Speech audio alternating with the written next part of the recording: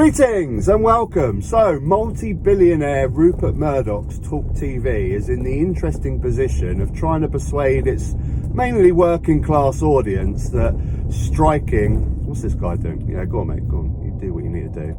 Striking for better pay, better working conditions is a bad idea. How dare you? How dare you poor people try and get better pay, better working conditions? Us multi-billionaires have had to deal with a pandemic too, although we actually got massive profits, didn't we? Yeah, we did. But no, you can't do it anyway. So unnecessary aggravation, says Boris Johnson. A very polite way to put things, isn't it? Well, I think that what's, quite unnecessary is the fact that, many of these private companies that run these train companies have made tens of millions of money. Straight away, I find it interesting in their choice of guests. So they've gone for an American professor. So straight away, that devalues his argument with the British audience. Straight away, they're like, "What's this bloody Yank professor know about British politics? What does he know?" Talk Radio would never dare get that Mick Lynch, the RMT union leader, on. What will they do if agency workers try to cross those picket lines?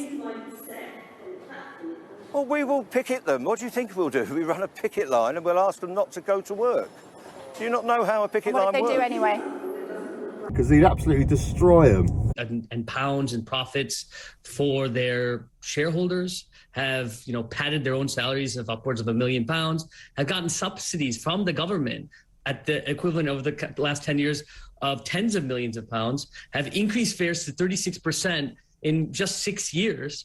And on top of that, are trying to basically do wage suppression. So if you look at the CPI's numbers, the CPI inflation, this is the consumer price index, it's upwards of 7.5% over the last 12 years, and is projected to be about 10% over the next year. So the ask of the union of don't cut the transport by $4 billion and don't suppress our wages below the cost of living seems pretty reasonable. He may be a Yank, but he's onto a hell of a lot straight off the bat. I don't know how you complain with his argument here. Multi-million pound profits for the rail companies. Fares have gone up extortionately, and pay for workers has gone down. I don't know how you can argue with that.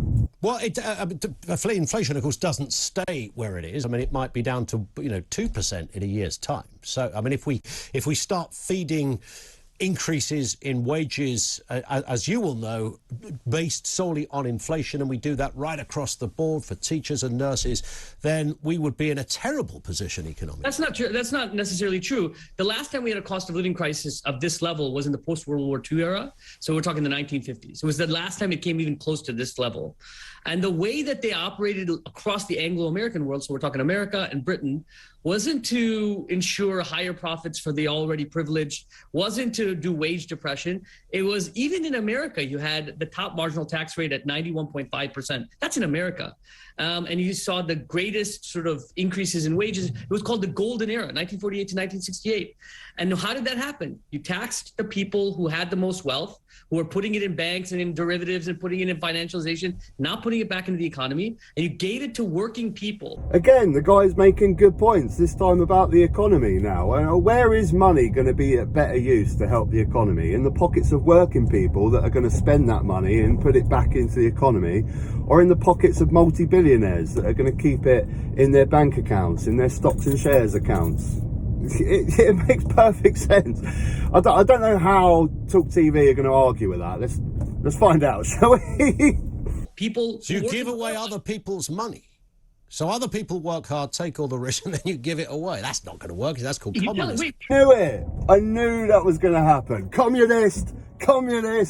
That's all they need to do, Talk TV. That's the only argument they got. The only thing that they can do is just scream communist at the man. The guy has spent a good 5 minutes explaining a well thought out, intelligent argument about how economically it's better to have the money in the working people's pockets, how these rail companies are absolutely shafting workers, they're getting multi-million pound profits, multi-million pound bonuses, train fares are going up for everyone that's suffering through these strikes and can't get to work. This is also a fight to get your bloody train fares down. It's a fight worth making. And pay has gone down with inflation for these workers. A well thought out, educated assessment of the situation, and all Talk TV do is communist, communist. It's all they got because it's easy to understand. And this is the thing, isn't it? For the average Talk TV listener, viewer, they need something that's easy to understand. They can't go into all the economics and look at all the different things. That takes too much effort. They just want labels. They want, bloody professor, champagne socialist, bloody yank, doesn't know anything, he's a communist. And of course, communism also in their eyes is basically poor people not wanting to work and wanting to take money off the rich. That's what these people think communism about. They haven't actually researched it properly. But it's an easy thing to do, isn't it? It's like in period movies and stuff where the writers can't be bothered to write out a well thought out villain, so they just make him a Nazi because it's easy, because that Nazi label, okay, straight away we know Nazi bad. And that's what Talk TV do. They're doing it.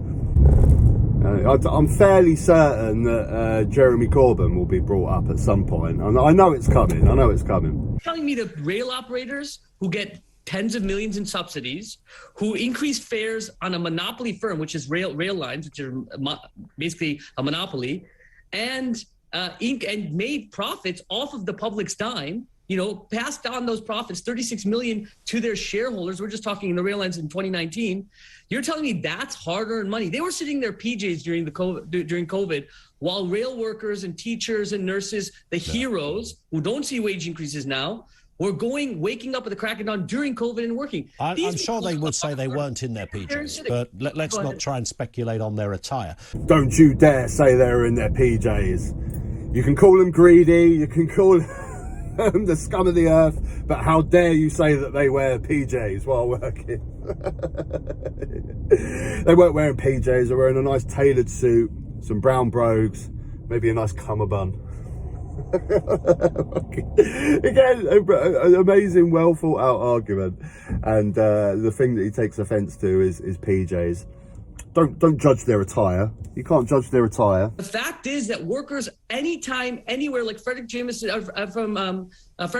said in the 1800s, the only way that they've ever won is through a demand, and that demand has to be met with action. But this is also it's a class war as well, Ashok, isn't it? This is about the wicked Tories, the filthy blues, the nasty old conservative scumbags. You said it. I didn't say it. It's all a come. I can see the air bubble above your head behind that impressive bookshelf, saying all of those things.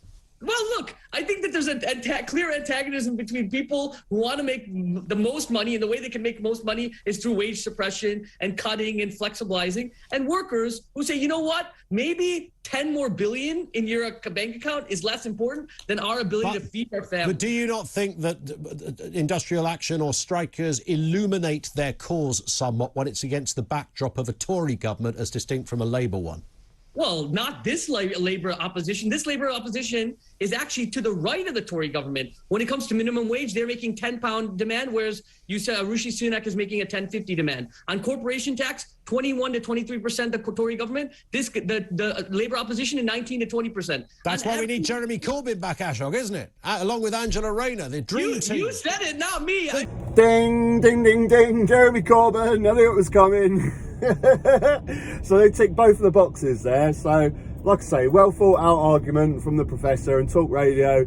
Communist. He must like Jeremy Corbyn. Straight away, Talk Radio viewers are straight on board with Talk Radio. Oh, of course, he's a communist. But it works though. If you look at the comment section, it works. I mean, I'm driving. I'm thinking, I know I looked at some of the comments, I'll try and put them up on screen and find them, but I know Champagne Socialist was on there. I know another one fell for the trope of it, not taking the yank seriously. Bloody yank doesn't know what he's talking about. And of course, it wouldn't be Talk Radio comment section without a little bit of racism. So I know there was one comment about saying that, because he's of colour, he must have only got his degree because he's of colour. You know, he hasn't got any intelligence. It's just that he gets ahead now, doesn't he, in the world we live in. What has the world come to? Seriously, what has the world come to where working class people are hating on working class people wanting better pay and better benefits? I thought this is what bloody Brexit was supposed to be about, more pay for the workers.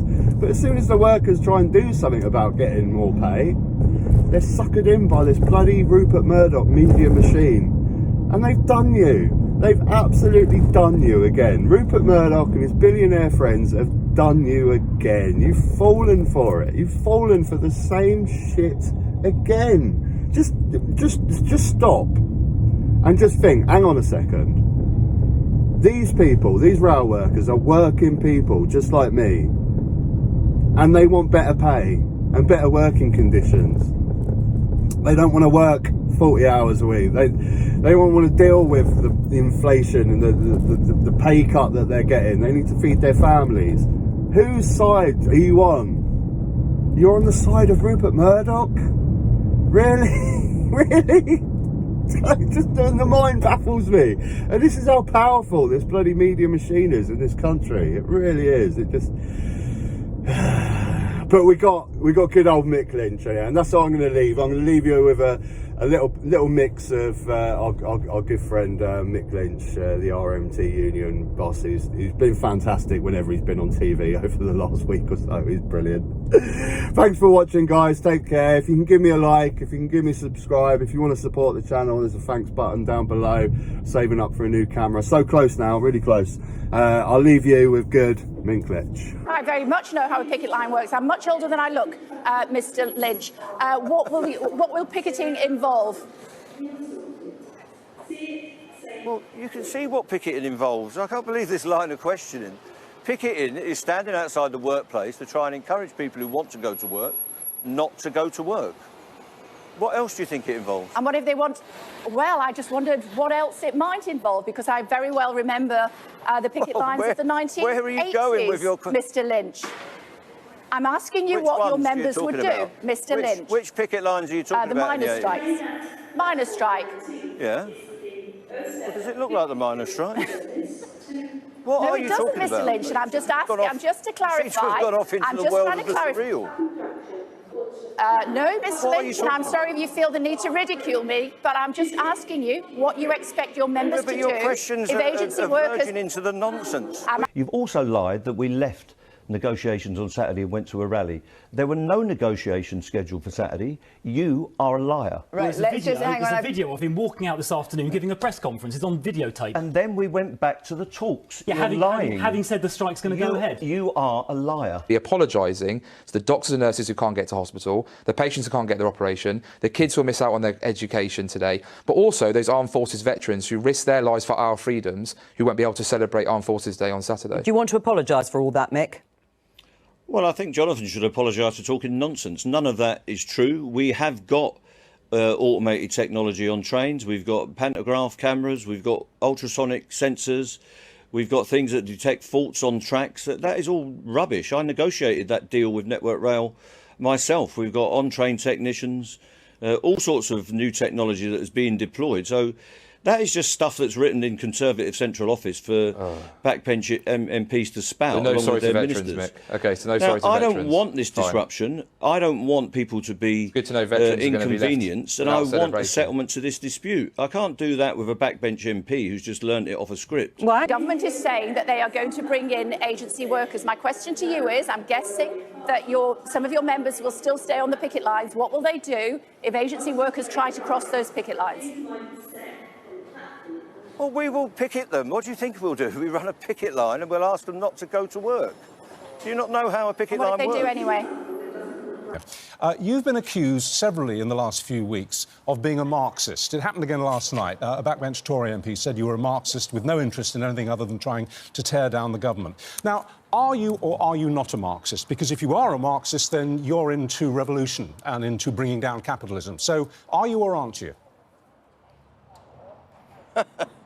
Richard, you do come up with the most remarkable twaddle sometimes, I've got to say.